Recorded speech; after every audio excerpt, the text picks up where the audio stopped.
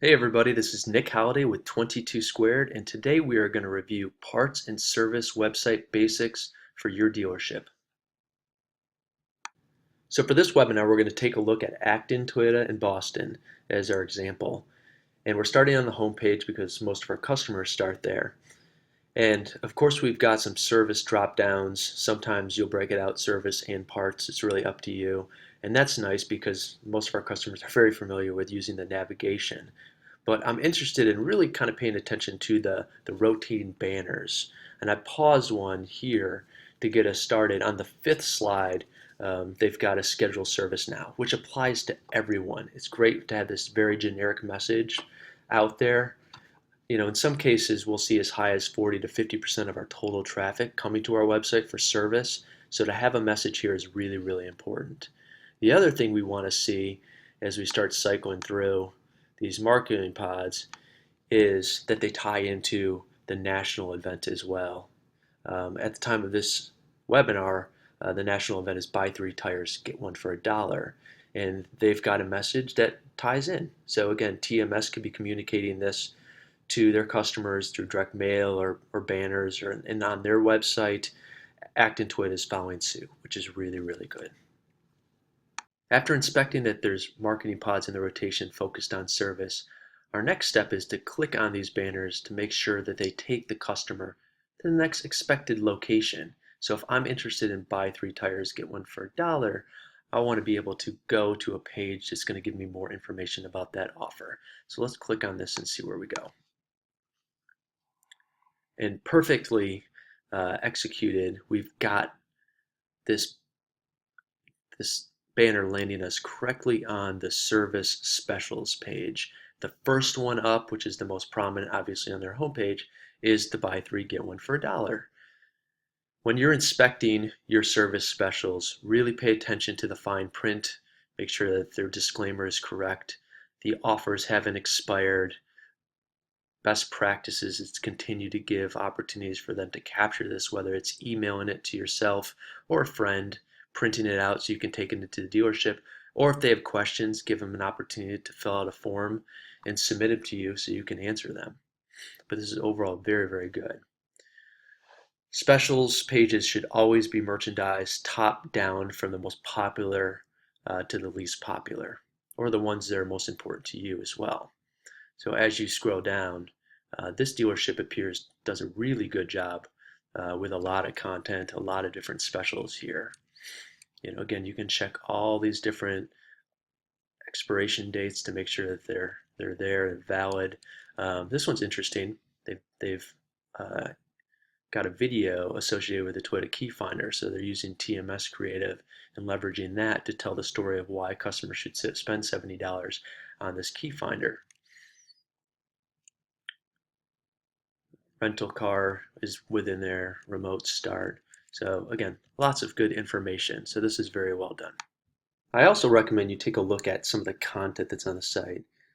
We know the AutoZones and the Pep Boys have tons of content out there, and we've got to at least have content for some of the most important things that we talk to or sell to our customers on a daily basis. So let's kind of take a look and see what this dealership has right now. There's a Toyota tire sale there, Toyota Care Express maintenance. There's a page for their rent-a-car, detailing, body shop. So there's a few things that are really important to them that obviously they've highlighted with specific pages just for those offerings that they're selling there. I really encourage all of our stores to have retention pages for all the key service products: tires, batteries, brakes, oil changes. Again, you should have a Toyota Care page, as well as maybe a frequently asked questions page too. That's a little bit unique, but often can save time for our service advisors if they're getting phone calls, and they can refer them to the FAQ page on the website to watch a video on how to sync their Bluetooth or something similar. The other content piece that you really want to pay attention to is making sure that there's a really strong brand that's tied into these service pages as well. Again, customers are deciding when they go to your website if they want to do business with you. And so if they see your banners online, they see your advertising, your digital advertising, maybe getting your email blasts or direct mail pieces that promote your service, that same creative messaging, that same uh, verbiage needs to be tied in through your website as well. So Acton Twita's service department has some brand strategies here. I also really want to see a why buy statement. Looks like they've got a video that talks about service. That's a TMS video that was produced there. Um, talks about their loyalty program within the text, but there's also pages that's tied to the rewards program that maybe we'll take a look at later. And then again, we mentioned why service here. That's really important that we convey that because we can't assume that the customer knows it.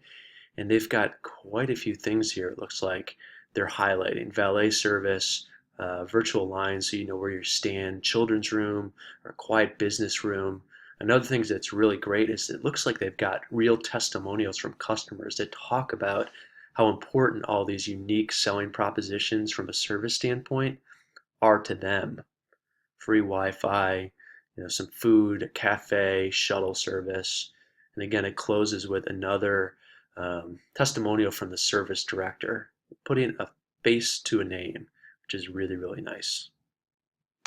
This store also offers what appears to be, their own unique rewards program. There's a login for it, so people probably can check their points. There's a definitely some serious detail to this on what it means to be silver, gold, or platinum, I guess, and what you qualify for when that's the case. So again, make sure it's very, very clear for your customer. Anytime you can obviously spell out something like this or how you're going to take care of their car, a certain procedure that's unique to them. If they don't hear the story from you physically on your dealership website, you might not physically see them in your dealership service department. Next area of the website we want to check is the lead forms for service and parts. Obviously, the more lead forms we can get on the website, the more opportunities we have for business potentially. So let's click into the service drop-down menu and take a look and see what they have. The first one I notice is the schedule service. And this should be your most important lead form, obviously. So let's click into there, take a look at what happens. Okay, they have a pop-up, so it changes to another website, which is fine. And their form offers an opportunity for a first-time guest to register or a returning guest. I'm assuming there's a login that you can create. Yeah, so for full name, phone number, email address, and they can search for it. So that's pretty slick. One of the things I really, really like about this uh, form is that it's merchandise, and I don't even know if this is their service department, but it gives that feel of their service department, right? It's not just a static black background. It makes me feel like this is very familiar to me. Again, it's hopefully very intuitive for a customer to take step by step by step too. I already have an account, click here, email, password, remember me, can be saved. So very slick. The only other form I could find on this website is for parts inquiries. So this one's a little bit different. I think there's definitely some opportunities on this website page. Again, there is some content, but it's pretty much just a standard form.